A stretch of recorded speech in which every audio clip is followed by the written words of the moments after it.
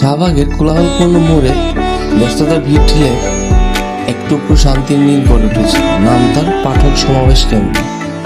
এটি শুধু একটি লাইব্রেরি নয়, বরং বইপ্রেমীদের জন্য একটি মিলনমেলা, যেখানে কাগজের পাতায় পাতায় লুকিয়ে থাকা গল্প, জ্ঞান ও দর্শনের সঙ্গে পাঠকের সংযোগ ঘটে। এই কেন্দ্রটি তার আধুনিক পরিবেশ এবং সুশৃঙ্খল ব্যবস্থাপনার জন্য বিশেষভাবে পরিচিত। এখানে সব ধরনের বইয়ের এক অসাধারণ সংগ্রহ রয়েছে। ছাত্রছাত্রীরা তাদের পড়াশোনার সহায়ক বই যেমন পায়, তেমনি সাধারণ পাঠকরা খুঁজে পায় তাদের পছন্দের উপন্যাস ও কবিতার বই। পাঠক সমাবেশ কেন্দ্রটি শুধু বই পড়ার স্থান নয়, এটি জ্ঞান বিনিময়ের একটি কেন্দ্র। এখানে